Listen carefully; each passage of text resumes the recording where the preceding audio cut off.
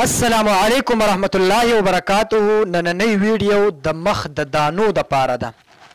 ډیرو ملګرو دې کې کمنټسونو کو چیرې قاری صاحب زمونږ په مخ باندې دانی دي د دې د پاره راته یو اسانه غونته وظیفه وخایا. نو دا قرآني عمل دی ان شاء الله د الله په حکم سره په 7 دن کې دنه بستا د مخ چې هر قسم دانی وي هغه به الله جل جلاله خکوي. دغه شان ک تیر سری هم وي د ډیرو خلکو په مخونو باندې تیر سری راغلی وي هغه د وجم د خفګان د وجه راځي اکثریت بیماری د وجه راځي نو خفګان ټینشنونو د دې د وجه هم تیر سری راځي. نو که څوک وي چې زمونږ په مخونو تیر سری دي یا زمونږ په مخ باندې دانی دي مونږ ورله هر قسم کریم هر قسم سیزونه استعمال کړو خو نه ټیک کیږي. نن چې زه تاسو ته کوم وظیفه خیم د دې په برکت سره به الله جل جلاله ستاسو د مخ چې هر قسم مسله وي ان شاء الله په یو هفته کې دنه به مکمل کیږي هغه به سټ کیږي. ځکه په دې باندې زه په خپل الحمدلله ما چې کلم زما په مخ باندې دانه راوخیږي زه یو پیر صرف هغه زما الحمدلله په دې باندې یقین دی د ټولو مسلمانانو خو په دې یقین دی ځکه دا د قرآن مجید آیات کریمه دی دا زه د خپل ځان نه وایم دا په قرآن مجید کې موجود دی دا آیات کریمه. نو ویډیو را سره پرو ګورئ دا غینه مخ کې دوه خبرې کول غواړم دا زه په هر ویډیو کې اول نمبر دا چې د منځ پابندي کوه بله سجده اوږده لګوه چېرته به ستا مخ خراب نشي په مخ کې به د یو نورانیت یو مزه به درکوي یو خوند به ځکه چې یو سړی مونځ کوي د هغه مخ په الله جل جلاله روحانه کوي دا مونځ ورته هم دعا وکوي الله دې داسې وځلوه څنګه چې د زه زما حق دې ادا کو الله جل جلاله دې ستا زندګي ښایسته کړي دا مونځ تا ته دعا وکړي او کله چې مونځ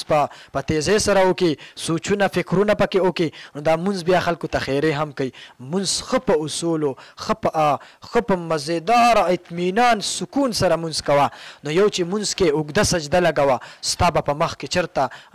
دانه به راونه خیږي دغه شان مخ په دې چرته خراب نشي مخ په دې یوه رڼا کوي دا ولې دا چې کله ته مونځ کې. دویم نمبر دا چا چې زموږ د یوټیوب چینل نوي سبسکرایب کړی هغې خدمت کې دا عرض دی چې زموږ د یوټیوب چینل سبسکرایب کړي انشاءالله بهترین وظایف او دغه شان اصلاحي بیانات په تاسو ته دې کې ملاویږي. نو خبرې له راځم ویډیو را سره پوره ګورئ ځکه اکثریت بیا خلک میسج کوي یاره قاري صاحب په دې طریقه باندې مونږ پوهې کړو. نو په دې ویډیو کې زه تاسو ته ټوله طریقه ښیم. اول خو چې کوم دی د قرآن مجید آیات کریمه دی په 3 سپاره کې 265 نمبر آیات دی فاصابها اعصار فيه نار فاخترقت دا آیات کریمه دی. اوس د دې طریقه څنګه ده دا به څنګه کې د دې طریقه دا ده چې مخکې او وروسته به درود شریف ووایې که درود ابراهیمي دا هر چا له ورځي ځکه موږ چې کوم په مونځ کې اللهم صل وایو اللهم صل على محمد وعلى آل محمد كما صليت على إبراهيم وعلى آل إبراهيم إنك حميد مجيد اللهم بارك على محمد وعلى آل محمد كما باركت على إبراهيم وعلى آل إبراهيم إنك حميد مجيد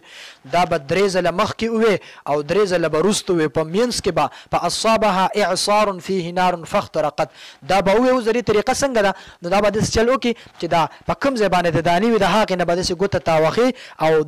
دا عمل به کې 7 مرتبه به ته څه ووایې فاصابها اعصار فيه نار فاخترقت چې دا دې کله ووي د هغې نه بعد به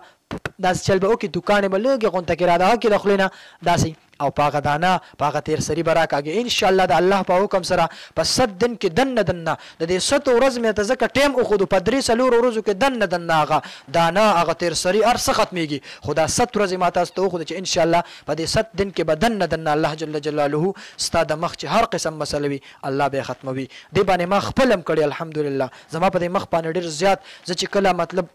15 سال نه واوړېدم زما په مخ باندې ځوانه کې شروع شو ډېر زیاتې تنګ کړی ما او لږې نه وې ډېرې زیاتې وې خو چې دا عمل ما ته زمونږ کلي کې یو مولانا دی هغه ما ته دا عمل وښودو دا وکړه انشاءالله ستا به هر قسم مصلحت مشي. نو چې ما دا عمل شروع کړو نو الحمدلله زما د مخ نه دانې داغونه هر قسم څیز زما د مخ نه لاړې. نو دا ویډیو ما ویل چې دا د خلکو سره هم شیر کم نو ډېره مهرباني الله مو راته خوشحاله ساته خو دا ویډیو ورسره مخکې هم شیر کړئ نورو ملګرو ته هم ورسي. والسلام.